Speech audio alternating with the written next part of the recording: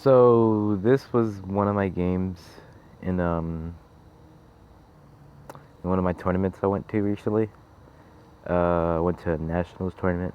The well, it was a pre-nationals. It was like it wasn't the actual nationals, but sort of like a scrimmage, if you want to say. It was just a little play thing. But I went to it and I played this game out and I analyzed it. I went into chess.com. I went computer. I mean, human versus human. And I just played at the coordinates. I wrote down, well, yeah, you know, the variables or whatever. And I did that, and I actually played a flawless game according to chess.com's bot. I don't know what bot has. You'd assume it'd be Stockfish 8, 300 elo, but no, who knows? But I played a perfect game while my opponent crumbled.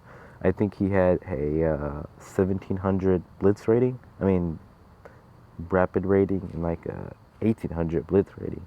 But this was a what was it? 15-minute, 2-second time control. And yeah, so started off with d4, knight f6, c4, g6, king's Indian defense. Normal variation. I love this opening. It's just so nice. It's the best thing in the world. And I just went all out. 4 pawns attack. I thought, here, let's be devilish. This guy has a little bit higher FIDE rating than me. And I was like, let's just go all out against him. Let me just go. So he went c5. I went d5. Bishop g4. Attacking my queen immediately. I thought, let's hit this spot. Traded queen. So now here's where the weird part was. See, when you play against a bot, they usually don't take the queen because they calculate it. They just crunch all the numbers they need to, and they know they'll be perfectly fine. But this guy actually just kept the queen going, and here's a blunder. It was inaccuracy.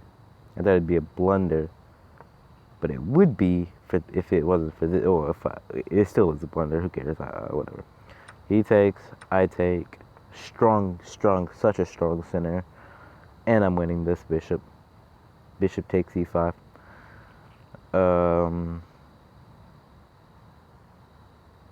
Yeah. Bishop takes e5. I went right here. Knight f3. He gave me a check, which was weird, so I just went king d1. I was thinking about going king e2, but I was like, nah, it's just getting more exposed. And he could probably just keep checking me and getting places. But yeah, king d2. D1. He went right there to, I think he was going to try to hit my knight, but he didn't see this move right here. He went immediately back. I thought he would. There is nowhere actually he can go. He could go down, but I'm still just winning and hitting his bishop twice over. Hitting that bishop twice over. I mean, or I was going to hit. Either way, I was just winning. I was just overall winning that piece, I'm pretty sure. I was very much winning that piece. There was no way to defend that. Takes. He just realized he was going to be down 2 pawns. And I mean 2 pieces, which this is already crushing. You see, I'm winning in 6 points, a rook and a pawn, or 2 pieces. Exactly what I had. So I'm just, this is crushing. So knight a6, queen c3. Thought I'd hit the bishop. I mean the rook. And I went queen e3 because I didn't want to give a queen trade. Look at this material. I could just start advancing these pieces, and that's what I do. So queen d6, a lot of queen maneuvering. This guy is overall this game is just lost. He couldn't handle the 4-pawn game. It was probably a theory line that he didn't have no knowledge of, so he was just gonna get crushed regardless. So queen b8, d6. When I open this file, peel it open, and he went over here. Queen d8. I don't get it. It was really bad on his choice. Really set up his king for destruction. If that knight wasn't right there, I don't know. I don't just yeah.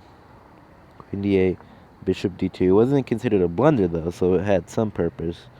Bishop d2, h5. Don't know what that's doing. Takes with rook. He takes back. You take c5. Bishop h3. I'm trying to get rid of that knight. Queen takes and discover check. He'd go back and then I would take then I would castle or something. Who knows? Yeah. And then he went e6 because he didn't want that knight taken because he thought I was an important defender. And I immediately made this move, queen h6. He goes right there thinking he's okay. He's thinking, oh, my knight would just block. But there was actually a mate in 7. I didn't see this mate in 7, but I knew it was a really good move to go for the check. So he casually just thought, let me just block with knight, and then I can go down to d5, d7, c7, c8. Just be okay. That wasn't the case. Check. He had to give up his queen. He didn't actually see this move. He didn't see that knight jump. He immediately made this night before move. He immediately made it. I don't know what he's doing. I think, let me just get my knight to an active post. If he takes, I get a passed pawn. Or it's not even passed, but I get a strong pawn that's holding a grip down on the side. I don't know. See, I don't get the point about this move. This guy really didn't play like his elo, or I haven't played many people of this elo, but it felt like he wasn't that elo, so he had to give up his queen. Did he have to give up his queen? Yeah, he had to give up his queen.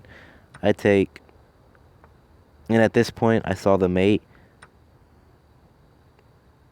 because he's like, at this point, I looked the guy in the eyes, and he was like, I guess I'm lost, so he just played it out. He just tried to stop the mate as much as possible, and I feel like he was just joking at this time, but queen e7 check, knight c8, queen c7 mate. Overall good game. I was crushing him the entire game. I played a flawless game, according to chess.com. So, yeah, that was a good game. I really enjoyed it. I can't wait for my nationals to come up. Hopefully, I can just rise up my FIDE rating. Maybe go on a rampage. Who knows? We'll see.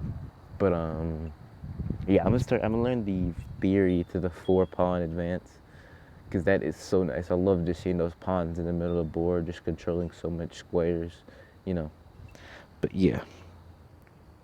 Alrighty. Nice day to you.